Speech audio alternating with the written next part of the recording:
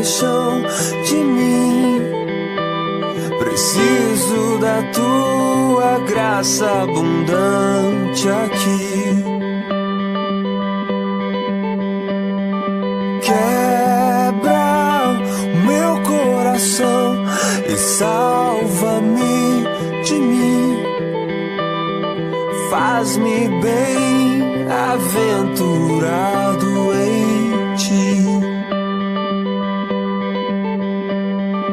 Pai, Deus de justiça, misericórdia, amor, confesso que me afastei, me esqueci de ti. Eu não sou mais que os outros, me ensine a ver quem sou. Faz-me doar ao invés de possuir. Esvazia o meu ego, enche-me de ti. Ajuda-me a confiar, mesmo quando a confiança me falta. Ajuda-me a enxergar, mesmo quando meu olhar falhar.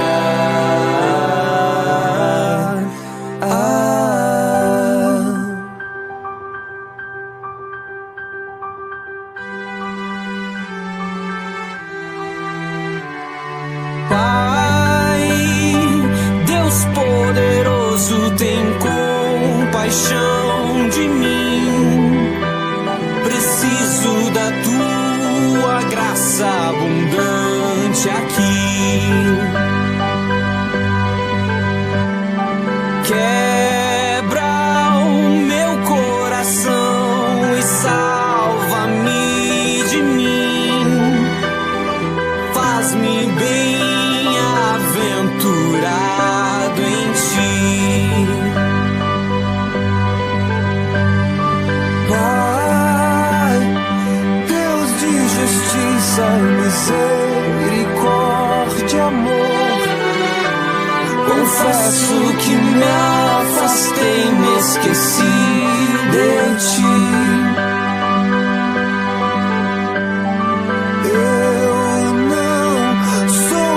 Que os outros me ensinem a ver quem sou.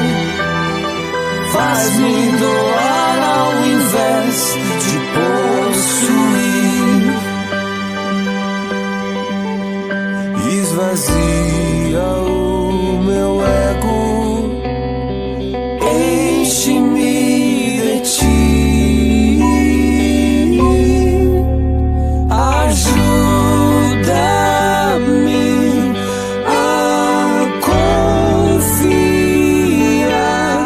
Mesmo quando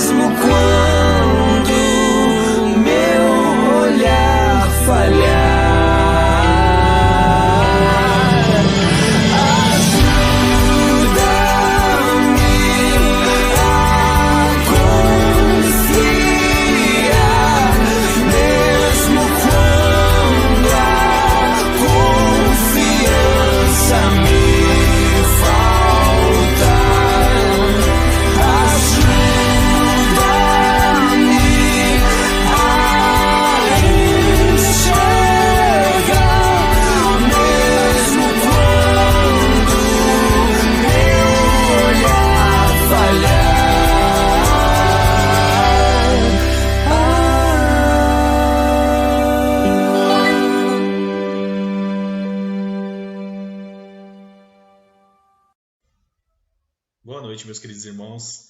Espero que estejam todos bem. Começamos esse culto hoje com alguns avisos, mais um culto online. Queria primeiramente agradecer a cada um de vocês que tem contribuído para a nossa campanha de cestas básicas, um alimento que tem chegado para as famílias que estão passando necessidade nesse momento. Eu queria agradecer também por cada contribuição de dízimos, ofertas, que vocês têm se mantido fielmente para que a nossa igreja consiga pagar as contas, mesmo fechada, nós temos muitos compromissos a cumprir. E também deixar para você aí que tem filhos, crianças, adolescentes, nós teremos a temporada do acampamento em julho totalmente virtual. Por quê? Em meio a essa crise, essa pandemia, o acampamento está fechado. Mas nós não vamos parar, nós não vamos ficar sem ter a nossa temporada. Então, dá uma olhadinha no vídeo que a gente vai passar a seguir aí e se inscreva no site, entre no nosso site lá, se inscreva. Tem mais informações lá de como vai acontecer, de como vai rolar tudo certinho. Então, dá uma assistida nesse vídeo primeiro, depois vai lá, corre no site e se inscreva. Beleza? Deus abençoe a vida de vocês. Valeu, galera!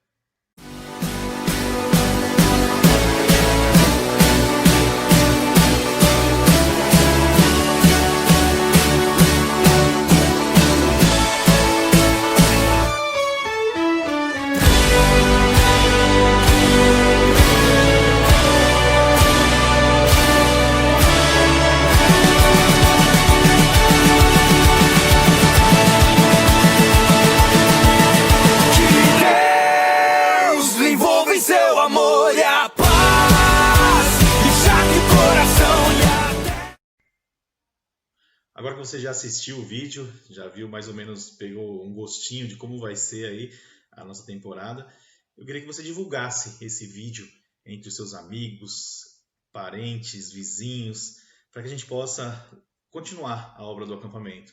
Nós pedimos também que, se você puder colaborar com a gente, no acampamento, como ele está fechado, mas nós temos os compromissos a cumprir também. Se você puder colaborar, entra lá no site também, tem o local onde você pode nos ajudar de alguma forma, e que Deus abençoe a sua vida, abençoe a vida das pessoas que você mostrar esse vídeo aí, que as pessoas que participarem também da nossa temporada, as crianças, os adolescentes, e que eles possam ser abençoados por Deus. Valeu, galera, obrigado. Agora, dando início ao nosso culto, né? Eu passo a palavra para o Matê, nosso pastor. O tema da mensagem de hoje é Movidos pela Esperança. Que eu e você possam ser movidos por essa esperança. Valeu, galera. Tenham um bom culto e Deus abençoe a vida de vocês. Bem-vindos à nossa caminhada, a continuação da nossa viagem com o apóstolo Paulo no livro de Atos.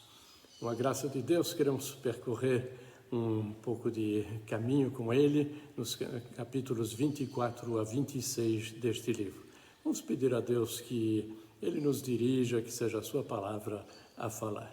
Nosso Deus, estamos na tua presença e rogamos a ti, Senhor, que pelo teu Espírito tu fales através daquilo que deixaste registrado para a nossa instrução. Sim, Senhor, nós te pedimos de moldar a nossa vida aos teus ensinamentos. Ajuda-nos neste momento para a glória do nome de Jesus Cristo, em nome nesse que oramos. Amém.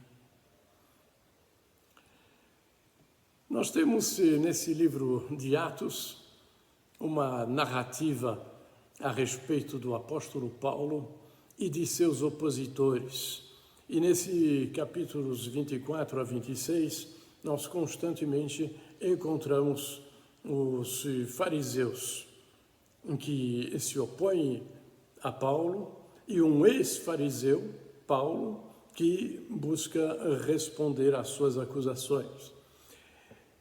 Nós podemos nos perguntar, talvez se poderia se fazer essa pergunta: o que é que move a sua vida? O que é que a fez levantar-se hoje da cama e enfrentar a vida com coragem? Tem empresas que têm lemas de propaganda, inclusive uma montadora de automóveis, um time de futebol, movidos pela paixão. Será que nós somos movidos pela paixão? Talvez você se recorde de uma época em que ficou apaixonado, mas a gente sabe que um casamento ele não dura só em função da paixão.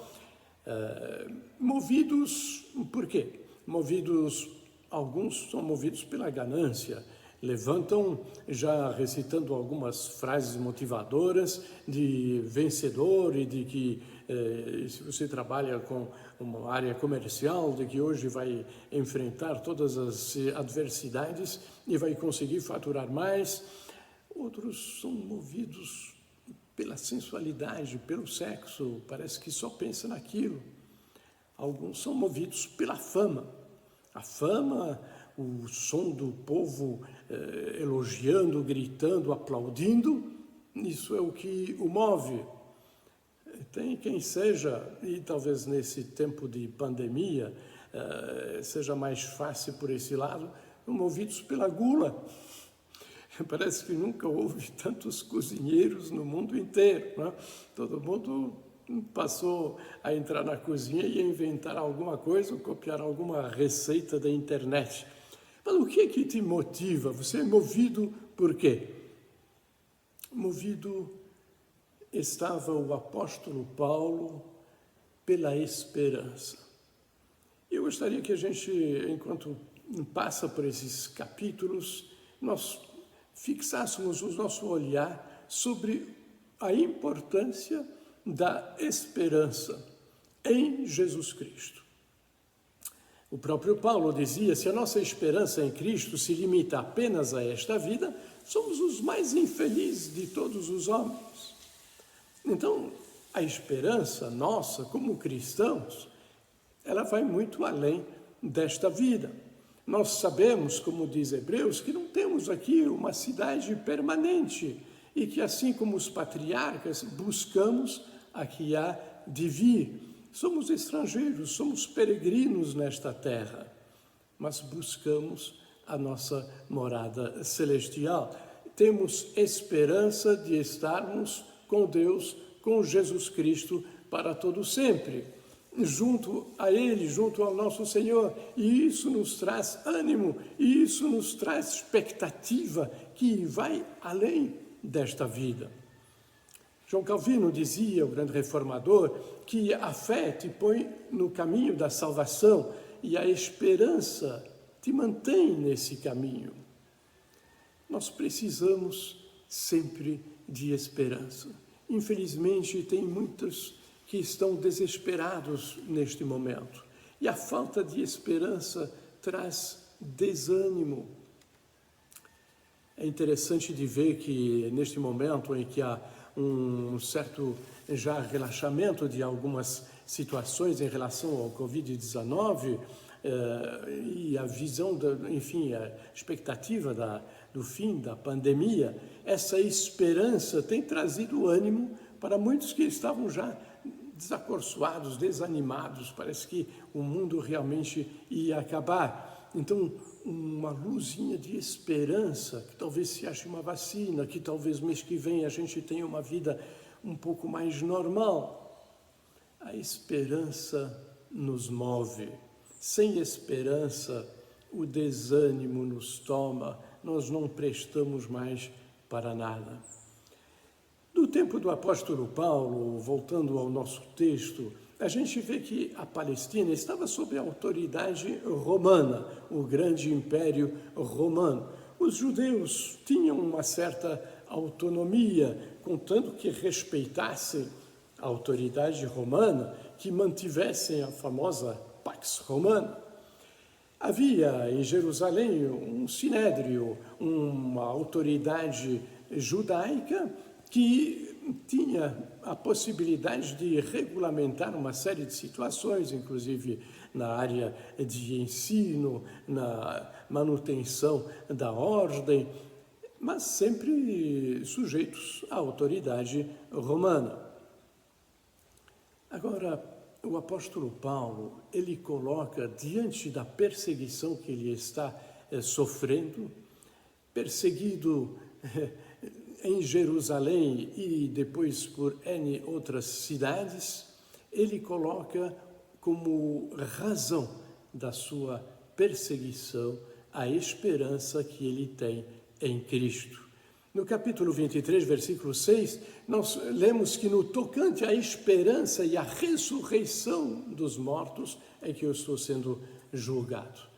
Ele, depois de Jerusalém, ele vai a Cesareia, escoltado aí por centenas de soldados, porque o sobrinho dele descobriu uma trama, uma cilada para matá-lo no caminho.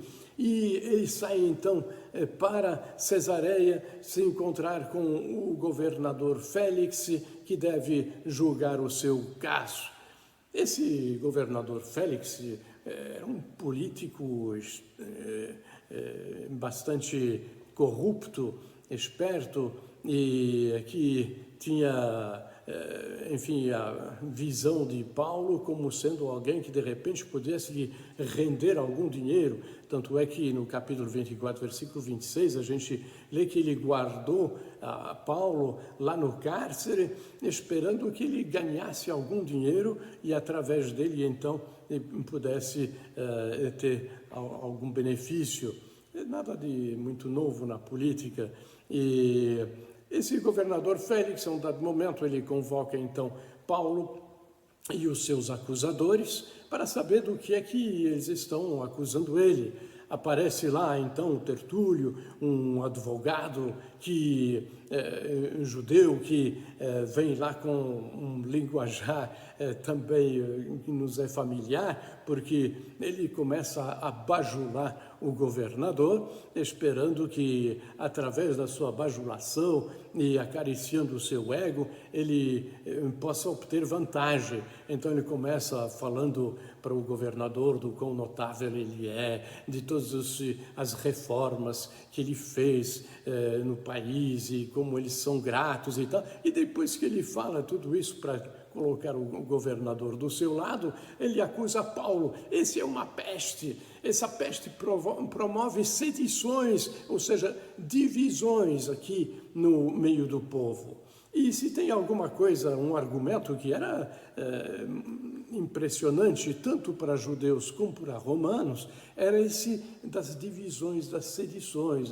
Os romanos queriam mais paz, sossego dentro das colônias. E os judeus, eles sabiam pela lei, sabiam pelos escritos de Moisés, mas também por provérbios de Salomão, que divisão é alguma coisa que Deus detesta. A gente lê em Provérbios 6,19, que 6 coisas o Senhor aborrece, e a 7ª ele abomina. Qual que é essa coisa que ele abomina? É aquele que provoca contendas entre irmãos, divisões. E aí, então, Tertúlio, ele acusa Paulo de ser alguém que traz divisões, que traz revoltas, que faz com que o povo se amotine. E isso devia impressionar, então, o governador. Mas Félix, que não era nem um pouco sensível à verdade e a fazer realmente o que ele deveria fazer dentro da lei, ele deixa durante 2 anos Paulo recluso e vai barrigando a situação, diz o texto, versículo 24, 27, porque ele queria o apoio dos judeus. Então ele não queria ter os judeus na oposição, ele queria tê-los do seu lado, na situação, para se reeleger. E aí nós vemos que, a despeito de tudo isso, ele é substituído por Festo, e que Festo tem exatamente o mesmo linguajar. Ele diz, olha, mas espera aí, vamos levar Paulo de novo para Jerusalém.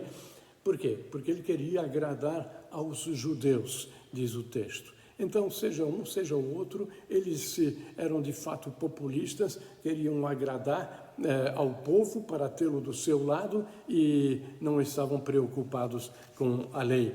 No capítulo 24, versículo 21, a gente encontra de novo, então, Paulo respondendo, por que eu estou sendo julgado? Querem saber? Eu estou sendo julgado acerca da ressurreição dos mortos. Ressurreição dos mortos. Seria este, então, o objeto da acusação. E Festo, que não estava entendendo que mal Paulo tinha feito, ouve por parte de Paulo, capítulo 26, versículos 6 e 7, estou sendo julgado por causa da esperança, da promessa que por Deus foi feita aos nossos pais. É no tocante a essa esperança, ó rei, que eu sou acusado pelos judeus. E ele pergunta, por que se julga incrível entre vós Deus ressuscitar os mortos? É pela esperança de Israel que estou sendo preso, quando ele está em Roma, já tempos depois que ele repete. Então, sempre Paulo insiste sobre um fato. Olha, estão me acusando de sedição, nunca mandei ninguém se amotinar contra as autoridades. O motivo mesmo pelo qual eu estou sendo perseguido é porque eu tenho esperança na ressurreição. Porque eu vejo lá adiante o encontro com o Senhor Jesus. E que lá nós estaremos diante do juiz supremo e eu procuro então ter a consciência limpa enquanto eu estou aqui neste mundo para fazer o que lhe agrada. Os acusadores de Paulo são movidos pelo ódio. Paulo é movido pela esperança. Sabe, o ódio na política tem suas motivações escusas. Dizia o primeiro-ministro francês, o Henri Queville, a política não é a arte de resolver os problemas, mas a arte de fazer calar aqueles que os levantam. Então, o que os acusadores de Paulo queriam mesmo é que ele fosse morto, que parasse de acusá-los, de levantar o problema de que eles crucificaram o justo, como diz Pedro. Vocês crucificaram o justo e pediram a libertação de um assassino. E isso machucava tremendamente o ego desses fariseus, porque você pode fazer qualquer coisa para qualquer um, menos pisar no seu ego. Quando você fala para alguém que ele errou, que não é por aí, pronto, você arrumou um inimigo. Eu sei que isso é bem complicado em muitas áreas, quando a gente tem que dizer para a pessoa, não está certo. E quando as pessoas dizem para a gente, você errou, você agiu de um modo que não devia. Isso é difícil de engolir.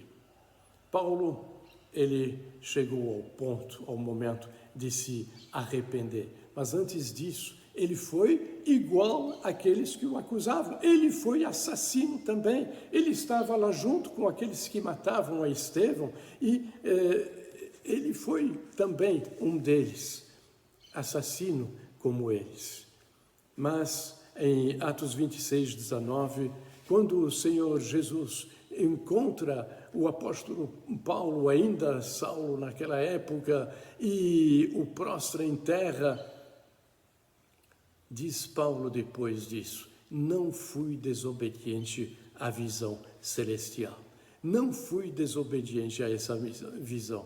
E o Senhor Jesus não o deixou prostrado no chão. Ele imediatamente lhe confiou uma missão de ser testemunha dele mesmo, Jesus ressurreto. E ele passou, como disse o Senhor Jesus, levanta-te e seja minha testemunha, porque você vai ter que abrir os olhos deste povo, tirá-los das trevas e levá-los para a luz, da potestade de Satanás para Deus, dos seus pecados para a remissão em Jesus Cristo, do inferno para a herança com os santos. É isso que Atos 26, 16 a 19 nos diz, releia esse texto, essa mudança completa, esse arrependimento, essa renúncia à maneira como era, para se tornar agora uma testemunha da ressurreição de Jesus Cristo.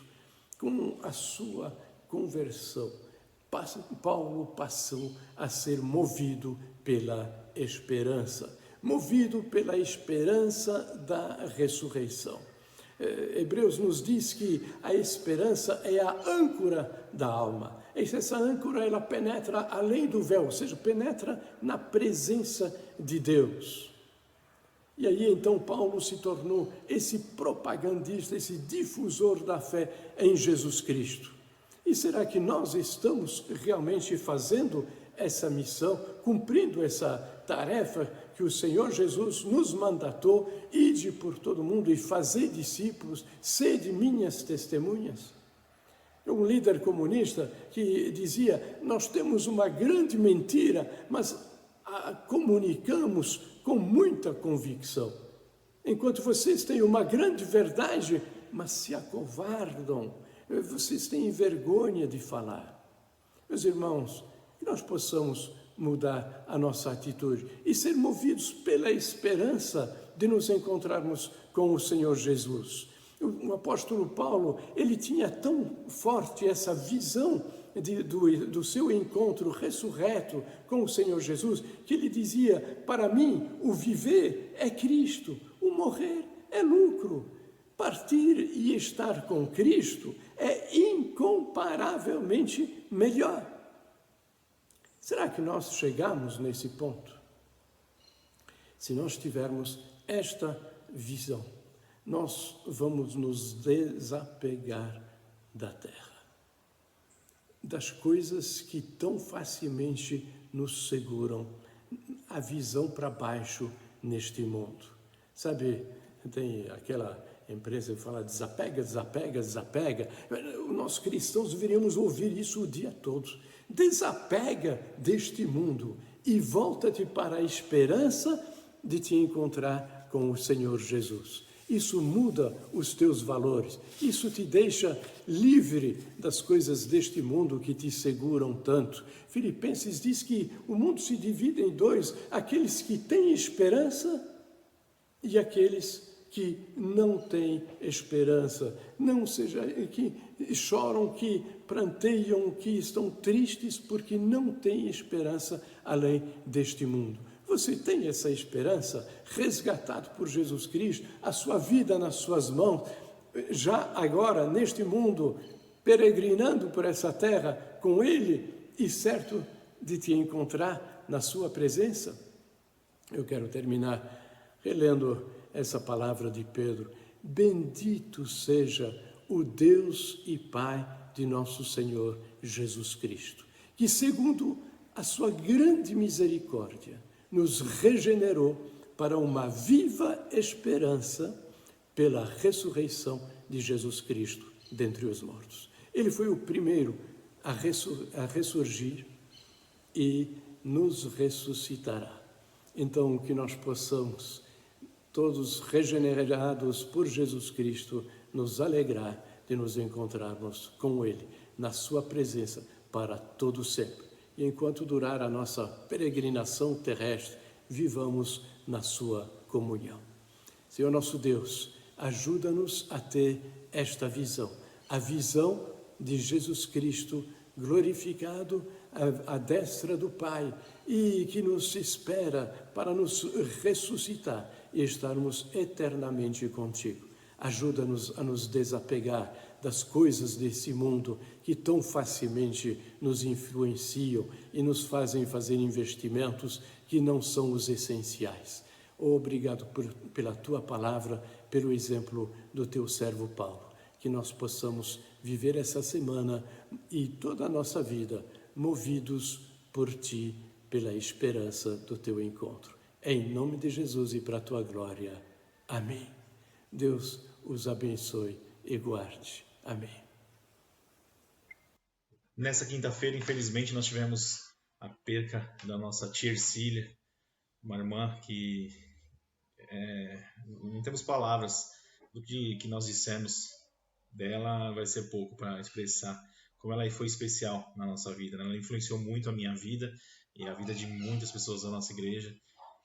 Que Deus possa, nesse momento, consolar o coração da família, que vocês possam ser abraçados pela nossa igreja também, que Deus abençoe cada um de vocês e traga mesmo esse consolo. Nós ficamos muito tristes pela separação que nós tivemos aqui, mas alegres porque nós temos a certeza que um dia nós vamos reencontrar com ela, né? E aí, para a gente poder fazer essa homenagem para ela, alguns irmãos separaram algumas fotos de convívio, de momentos felizes que tiveram com ela, e a Fernanda montou esse videozinho aí, essa retrospectiva, para que a gente possa matar um pouquinho da saudade que vai ser grande, né? Ainda nós não caiu a ficha ainda, né, dessa separação, mas Deus tem cuidado da gente, cuidado da família também, e fica aí o nosso muito, muito obrigado por tudo que ela fez por nós.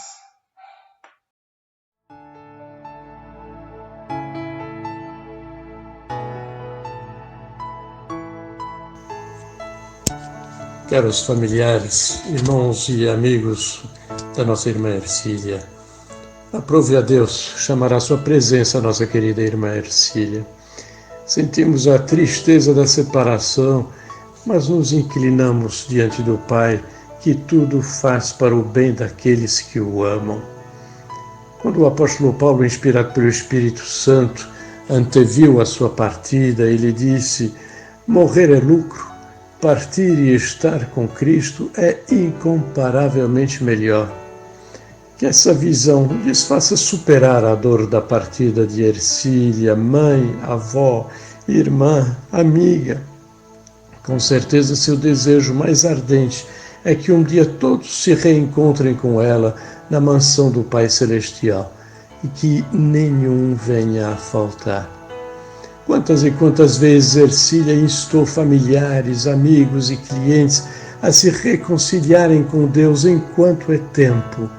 Esse tempo que ninguém conhece, que não nos pertence.